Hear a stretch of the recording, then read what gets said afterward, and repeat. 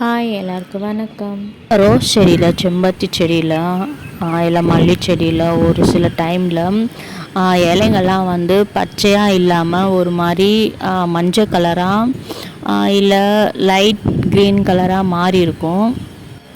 ஏன்னு பார்த்தீங்கன்னா அதில் மெக்னீஷியமும் அயன் சத்தும் வந்து கம்மியாக இருக்கிறதால இலைங்கள்லாம் அந்த மாதிரி மாறுது. அந்த மாதிரி இலைங்கள் மாறுச்சுன்னா செடிங்களால் ஒளி சேர்க்கை பண்ண முடியாது, அதனால் உணவு தயாரிக்க முடியாது.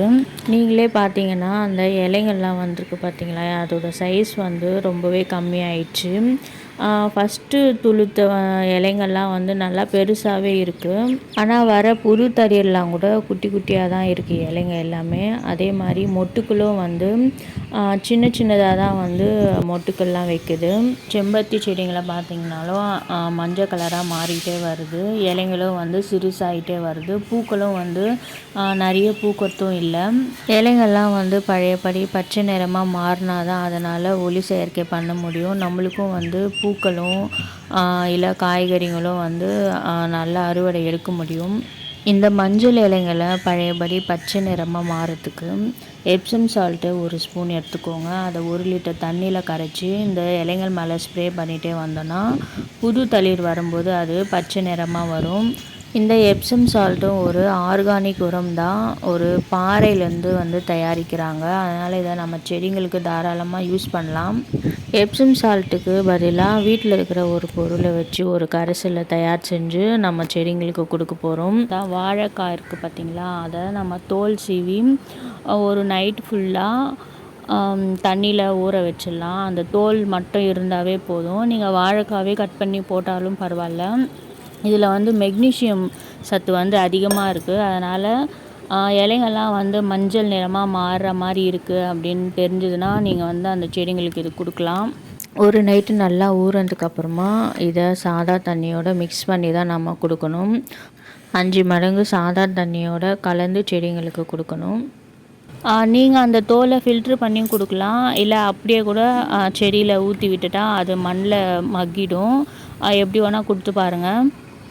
பூச்செடிக்கும் மட்டும் இல்லை, பழச்செடிக்கு, காய்கறி செடிக்குன்ட்டு எல்லா செடிகளுமே கொடுக்கலாம். இந்த வாழைக்காய் தோலில் மெக்னீஷியம் சத்து அதிகமாக இருக்கிறதுனால இது செடிங்களுக்கு கொடுக்கும்போது இலைங்கள்லாம் வந்து நல்லா பசுமையாக இருக்குது. இந்த கரைசலை வாழைப்பழத்தை வச்சு தயாரிக்கலாமா அப்படின்னு கேட்டிங்கன்னா கண்டிப்பாக தயாரிக்கக்கூடாது. ஏன்னா பழுத்த பழத்தில் வந்து பொட்டாசியமும் பாஸ்பரஸ் சத்தும் தான் அதிகமாக இருக்கும். நாம் இதுக்கு யூஸ் பண்ணுறதா இருந்தால் வாழைக்காய் நல்லா பிஞ்சியோ இல்லை முத்தின வாழைக்காவாக இருந்தால் கூட பரவாயில்ல. வாழைக்காயோட தோல் மட்டும் சேர்க்குறதா இருந்தாலும் சேர்க்கலாம், இல்லை அந்த காய் முழு காய் இருக்குது பார்த்திங்களா, அதை நீங்கள் பொடியாக அரிஞ்சு இந்த மாதிரி தண்ணியில் ஊற வச்சு அந்த தண்ணியை நீங்கள் செடிங்களுக்கு கொடுத்துட்டு வரலாம். எது உங்களுக்கு கிடைக்குதோ அதை நீங்கள் செடிங்களுக்கு கொடுங்க. என்னோடய மல்லி செடி, செம்பருத்தி செடியெலாம் நீங்கள் பார்த்தீங்கன்னாவே தெரியும், கொஞ்சமாக கலர் மாறிட்டே வருது. இந்த டைமில் நாம் இந்த கரைசலை கொடுத்துடணும். ஒன்று எப்சம் சால்ட் வந்து நீங்கள் தண்ணியில் கரைச்சி கொடுக்கலாம், உங்கள்கிட்ட எப்சம் சால்ட் இல்லைன்னா இந்த வாழைக்காய் கரைசலை கொடுத்துருங்க.